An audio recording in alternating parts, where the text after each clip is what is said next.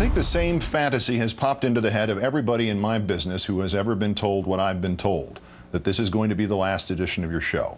You go directly to the scene from the movie Network, complete with the pajamas and the raincoat, and you go off on an existential, otherworldly, verbal journey of unutterable profundity and vision. You damn the impediments and you insist upon the insurrections, and then you emit Peter Finch's guttural, resonant "so." And you implore, you will the viewer to go to the window, open it, stick out his head and yell. Well, you know the rest.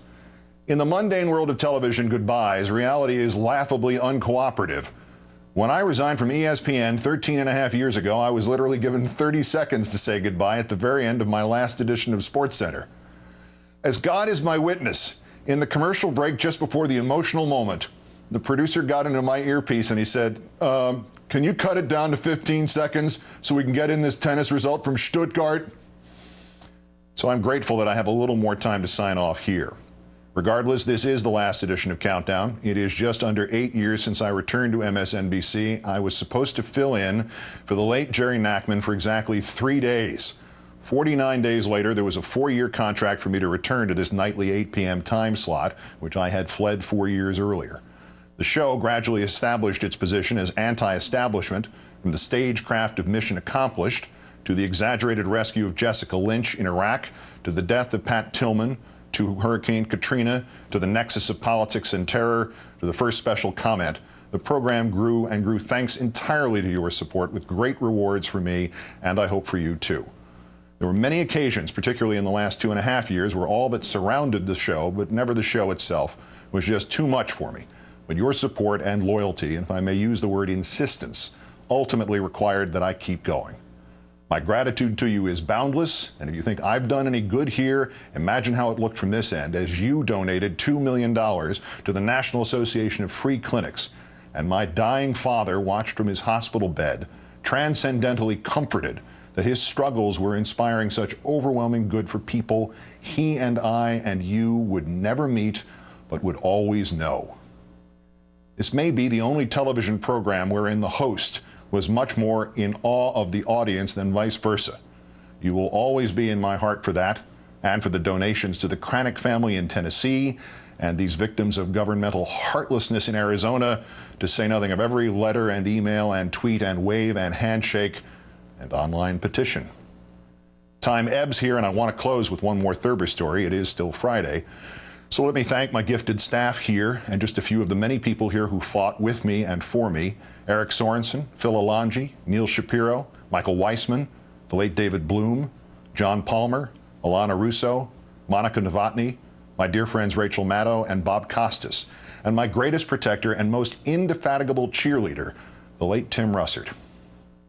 And now let me finish by turning again to this ritual of reading Thurber stories to you. I read these to my late father in the hospital last winter, and then to you at his specific suggestion.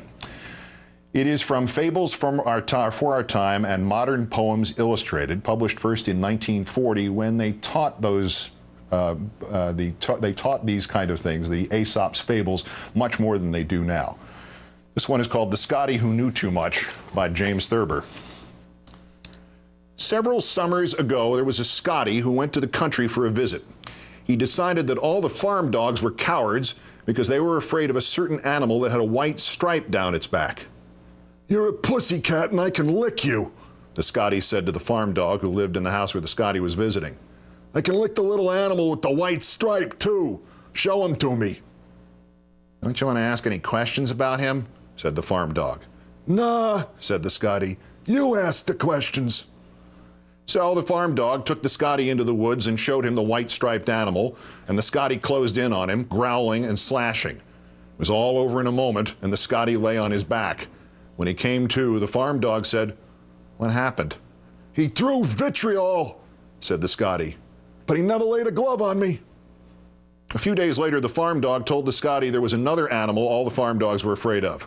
"Lead me to him," said the Scottie. "I can lick anything that doesn't wear horseshoes." "Don't you want to ask any questions about him?" said the farm dog. "No," said the Scottie.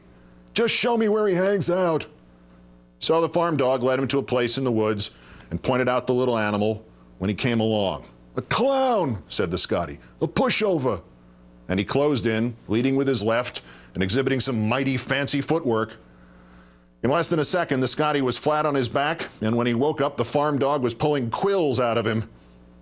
"What happened?" said the farm dog. "He pulled a knife on me," said the Scottie. "But at least I've learned how you fight up here in the country, and now I'm going to beat you up."